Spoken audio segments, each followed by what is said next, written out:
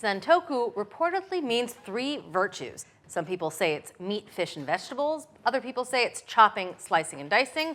Or maybe it means my favorite knife, because it is absolutely my favorite blade in the kitchen. And today, Adam's gonna tell me which brand is best. You know, Julia, Santoku were developed in Japan as an alternative to a classic vegetable cleaver. Ah. And let me show you the differences between a Western-style chef's knife and a Santoku.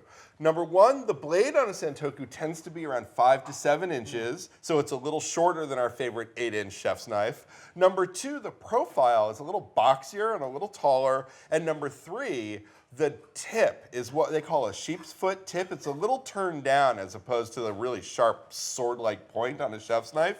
We tested Santoku a long time ago. We came up with a favorite. It's this guy, the Mac. But since then, these knives have just soared in popularity, and pretty much every major knife maker has their own Santoku knife, and that got us curious. We wanted to do another test. I'm excited. So we assembled this lineup of 10 Santoku knives. The price range was between about $20 and about $200. Ooh.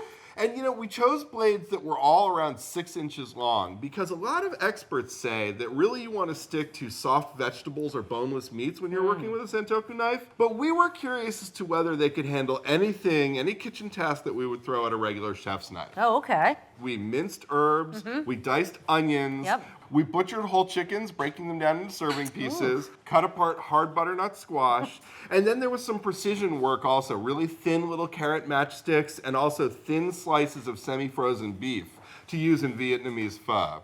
And we had a testing brigade of novice cooks, expert cooks, cooks with big hands, small hands, righties, lefties, and they were looking for overall sharpness, performance, comfort, everything that you really want in any knife, be it Santoku or otherwise. Now let's talk first about blade geometry. All right. Classically, in a Western knife or an American knife, the angle at which the metal comes down to the cutting edge is at about 20 degrees. Whereas for an Asian knife, it's a little taller and narrower. It's about 15 degrees. And that translates into a thinner cutting edge and more sharpness. Working in tandem with the sharpness is the overall mass of the blade. And one way to get a handle on that is to use a caliper to measure the very top of the blade called the spine. Let's step down and do a little chopping right now. All right. Why don't you try this Santoku first? This Tell guy. me how that feels on the onion. Okay. Ooh, it's a little clumsy. This handle is quite thick. It doesn't feel as agile, like I could really move it around like I want to. Okay, that's interesting. Try this second Santoku here, which is our old winner, the Mac. Oh yeah. Light, airy, agile. I love this knife.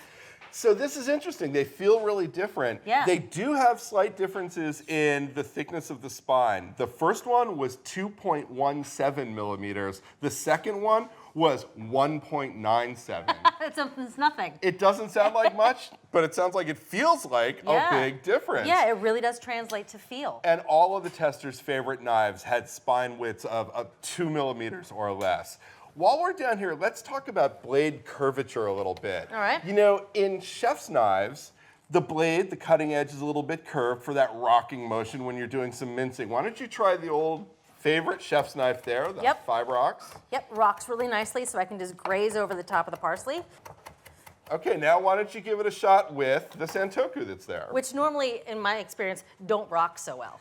Exactly. They have straighter Ooh. edges like a cleaver. This actually rocks pretty well. As Santokus have developed and more makers are coming up with their models, they're giving the blade a little more curvature so that Western cooks can use them more comfortably for that rocking motion. Ooh, I like this one. Works, doesn't it? It does. And then the last thing I want to talk about in terms of the blade is just this sheep's foot tip. You know, most of our testers are used to working with a chef's knife that has that sword-like pointed tip. So at first, this turned-down sheep's foot tip felt a little bit awkward to some testers, but as they got through the testing, as they got accustomed to the knives, they were able to adjust their cutting techniques, and it became kind of a non-issue. Yeah, just a little bit of a learning curve.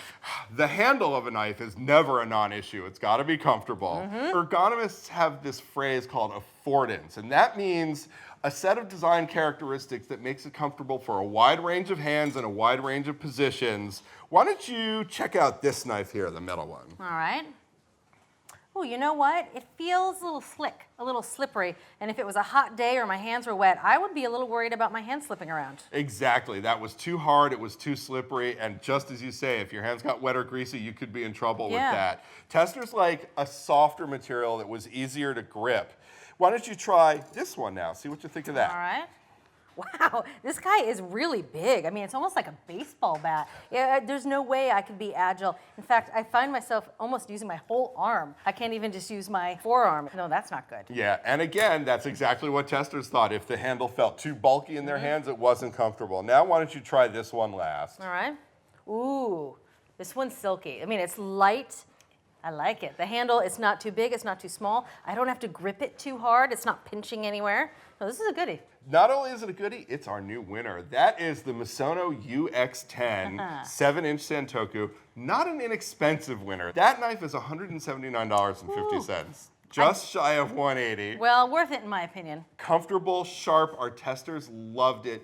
You know, we still stand behind our old winner, and it is now our best buy knife if you don't want to spend the big bucks on the Misono. This is the Mac Superior 6.5-inch Santoku. It's $74.95, a lot more reasonable, and we still love this knife. Yeah, it's a great knife. If you're willing to invest in a really great Santoku, check out the Misono UX10 Santoku 7-inch at $179.50. Thanks for watching America's Test Kitchen. What'd you think? Well, leave a comment and let us know which recipes you're excited to make, or you can just say hello. You can find links to today's recipes and reviews in the video description. And don't forget to subscribe to our channel. See you later. I'll see you later.